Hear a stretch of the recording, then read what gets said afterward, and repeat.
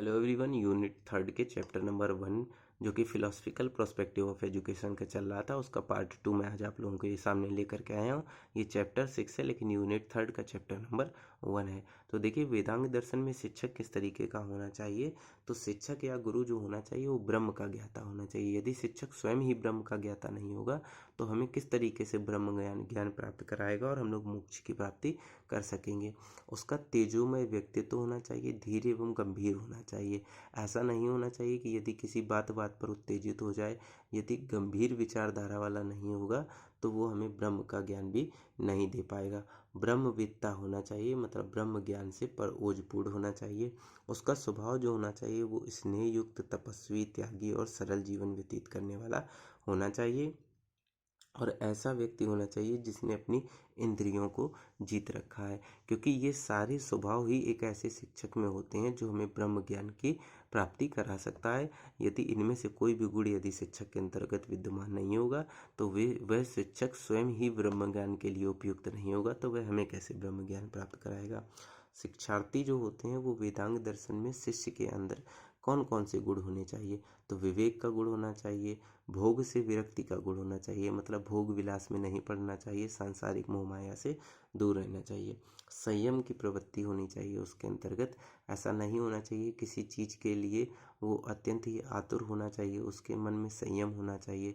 मुमुक्षुकत्व, मुमुक्षुकत्व मतलब होता है मोक्ष प्राप्ति के लिए दृढ़ संकल्प होना चाहिए। यदि उसके गुरु ने कहा है कि तुम्हें मोक्ष प्राप्ति के लिए ये कार्य करने पड़ेंगे, तुम्हें अपनी इंद्रियों को वश में करना पड़ेगा, तो वह मोक्ष प्राप्ति के लिए इतना दृढ़ संकल्पित होना चाहिए कि वह गुरु के द्वारा कही गई सारी बातों का पालन करे।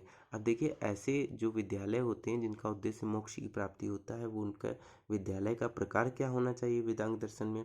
तो विद्यालय जो होना चाहिए वो प्रकृति की गोद में होना चाहिए, जिससे कि क्या हो, जो भी यहाँ पर बालक शिक्षित हो वो प्रकृति के प्रति क्या हो, एक उनका उदारवादी दृष्टिकोण हो और वे संसार को ही, समस्त संसार को ही अपने घर की तरह माने।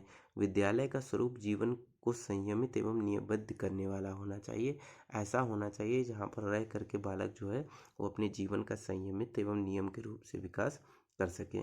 फिर देखिए, यहाँ पर अनुशासन की बात कही जा सकती है। तो हम लोग बताएंगे कि जो वेदांग दर्शन है उसमें 4 प्रकार के अनुशासन की बात कही गई है। सबसे पहला बच्चा जो जिस अनुशासन को प्राप्त करता है वो होती है क्षिप्तावस्था। क्षिप्तावस्था में क्या होता है, बालक के अंदर अनुशासन नहीं होता है, बल्कि जो शरीर की इंद्रियां होती हैं ये बालक को अनुशासित करती हैं। मतलब बच्चा जो होता है वो इंद्रियों के अधीन छिपा रहता है, मतलब इंद्रियां जो होती हैं वो बच्चे को छिपा लेती हैं। विक्षिप्तावस्था मतलब क्षिप्ता व्यवस्था से दूर आ रहा है, मतलब बच्चे और इंद्रियों के मध्य समन्वय स्थापित होने लगता है। अब बच्चे की भूमिका और इंद्रियों की भूमिका जो होती है वो समान हो जाती है, विक्षिप्तावस्था। अब क्या होता है, मुदावस्था। मुदावस्था मतलब अब उस छिपा हुआ जो था वहां से उसने अपना, समझ लीजिए, मुंह बाहर निकाल लिया, मुदावस्था। मुंह बाहर निकाल लिया मतलब अब बच्चा जो है वो इंद्रियों को कुछ नियंत्रित करना सीख गया है। अब बच्चे की भूमिका ज़्यादा हो गई है और इंद्रियों की भूमिका थोड़ी कम हो गई है, क्योंकि बच्चा अपने अनुसार इंद्रियों को व्यवस्थित कर ले रहा है, चीज़ों को पकड़ ले रहा है, चीज़ों को पकड़ने में सहायक उंगलियों को हिला ले रहा है, इस तरीके से।